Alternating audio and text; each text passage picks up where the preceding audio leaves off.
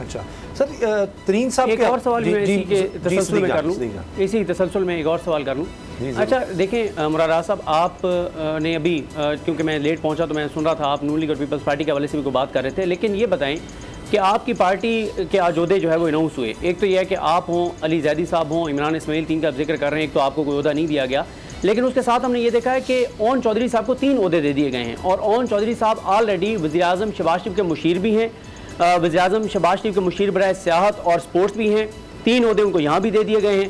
تو کیا پارٹی میں کوئی کمی ہے لوگوں کی کہ ایک ہی شخص کو آپ نے 3 عہدے دے دیے؟ اور اس کو آپ کیسے جسٹیفائی کریں گے کہ آپ کے جو اتنے اہم عہدیدار ہیں جن کو آپ نے 3 عہدے دے دیے اون چودھری صاحب کو، وہ شہباز شریف کے مشیر بھی ہیں، وہ ان کی کابینہ کے ممبر بھی ہیں؟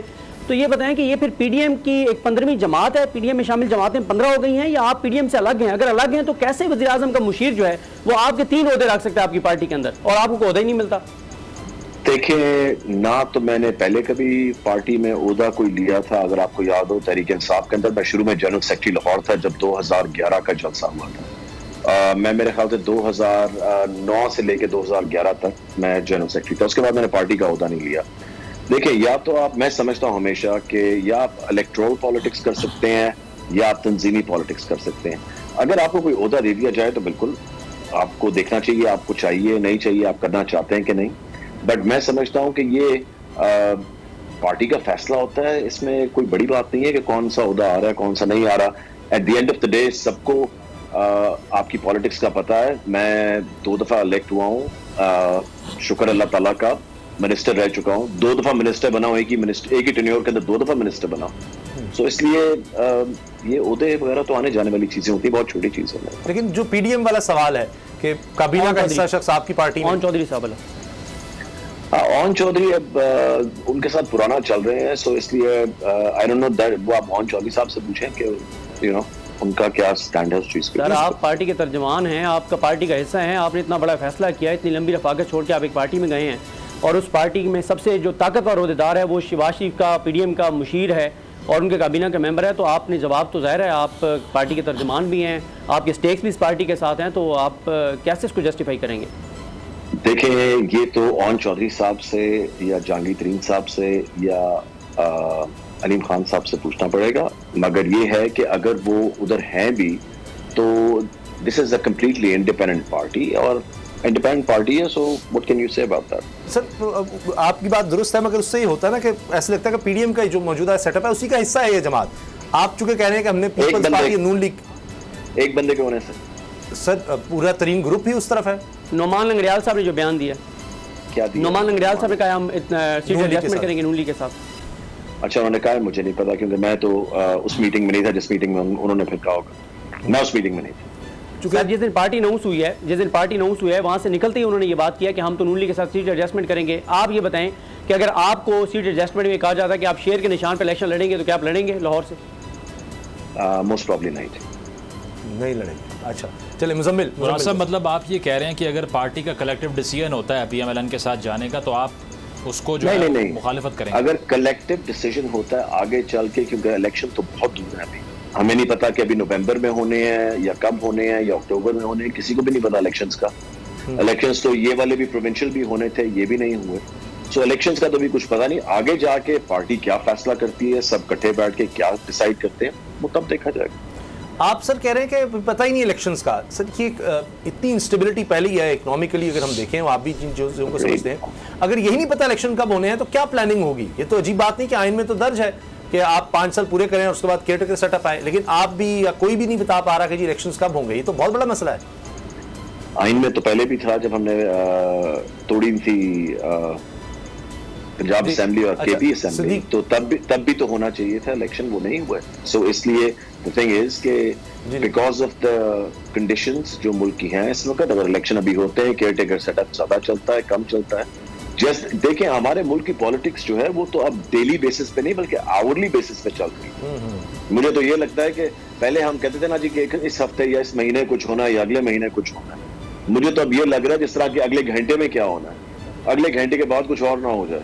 سو اس لیے it's a hourly thing now that we are living in right now. اور میرے خیال سے it's very unfortunate. میرے خیال سے اس ملک کی بڑی بدقسمتی ہے کہ جہاں پہ آج ہم کھڑے ہیں، کیونکہ کسی چیز کی بھی کلیئرٹی نہیں ہے میرے خیال. بڑی افسوس کی بات. جی صدیق دیکھیں اسامہ صاحب، یہ میرا سوال بھی ہے مراد راز صاحب سے، اور کنفیوژن یہ کیوں ہے، کیوں استحکام پاکستان پارٹی کو جو ہے وہ پی ڈی ایم کی 15ویں جماعت سمجھا جا رہا ہے؟ پہلا تو یہ ہے کہ ترین صاحب نے اناؤنس کیا، ترین صاحب خود جو ہے ان کا گروپ نون لیگ کے ٹکٹ پہ الیکشن لڑا تھا 17 جولائی کو، پھر ان کے ساتھ علیم خان صاحب بیٹھے تھے جو میاں نواز شریف سے کئی ملاقاتیں ایون فیلڈ میں جا کر چکے ہیں، ان کے ساتھ فرنٹ لائن پہ نعمان لنگڑیال صاحب بیٹھے تھے، نعمان لنگڑیال صاحب جنہوں نے شیر کے نشان پہ الیکشن لڑا، پھر نعمان لنگڑیال صاحب بیان دیتے ہیں کہ ہم نون لیگ کے ساتھ سیٹ ایڈجسٹمنٹ کریں گے، جس کا مراد راز صاحب کو نہیں پتا پارٹی کا ایک اتنا اہم حصہ ہے کہ اپنا پورا گروپ چھوڑ کے پہلے اتنی لمبی رفاقہ چھوڑ کے تحریک انصاف کو چھوڑا، پھر اپنا ایک گروپ بنا کے اپنا گروپ چھوڑ کے اور بغیر اس کے کہ ترین صاحب ان کے گھر چل کے آتے، جس کے پاس ایک ٹکٹ بھی ہو، جس کے پاس ایک رکن بھی ہو، اس کے پاس بھی بڑی پارٹی والا یا جو شامل کرنا چاہتا ہے وہ جاتا ہے، اور ان کے پاس وہ نہیں آتے، یہ پھر بھی چلے جاتے ہیں۔ پھر ابھی یہ بھی کیٹیگوریکل مراد راز صاحب نہیں کہہ رہے کہ میں نون لیگ کے ٹکٹ پہ الیکشن بالکل نہیں لڑوں گا، وہ کہہ رہے ہیں پارٹی کا فیصلہ ہوگا تو پھر دیکھیں گے۔ پھر یہ بھی دیکھیں کہ استحکام پاکستان پارٹی بنتی ہے، اور استحکام پاکستان پارٹی بننے کے بعد اب تک ایک بیان بھی انہوں نے موجودہ حکومت کی تباہی، بربادی، معاشی جو کچھ انہوں نے کیا ہے ملک کے ساتھ، جو عوام کے ساتھ کر رہے ہیں، جو بے روزگاری، جو کچھ اس ملک کے ساتھ اس حکومت نے 14 ماہ میں کیا، ایک بیان بھی استحکام پاکستان کی جانب سے مسلم لیگ نون کے خلاف نہیں آ رہا۔ اطاعت ارڑ صاحب بھی کہتے ہیں جناب کہ ہم سیٹ ایڈجسٹمنٹ کریں گے، ساتھ چلیں گے۔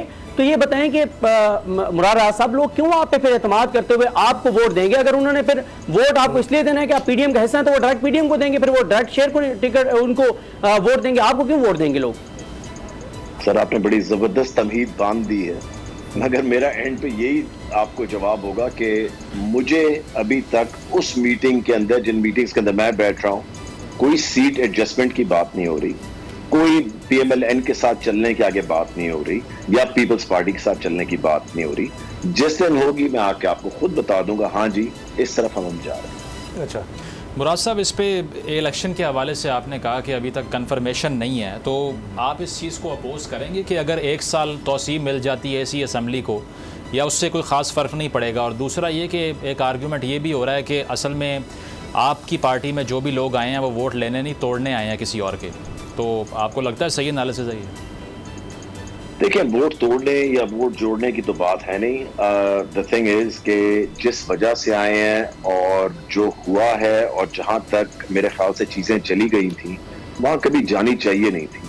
جس ایکسٹریم جگہ پہ ہم لوگ چلے گئے تھے میرے خیال سے بہت لوگ وہاں نہیں جانا چاہتے تھے۔ میں خود پی ٹی آئی کے اندر جب تھا تو ان لوگوں میں سے تھا جو کہ کبھی بھی نہیں چاہتے تھے کہ اس ایکسٹریم پہ پالیٹکس کو لے کے آیا جائے، کیونکہ میں نے 15 سال میں سے 12 سال سڑکوں پہ گزارے ہیں۔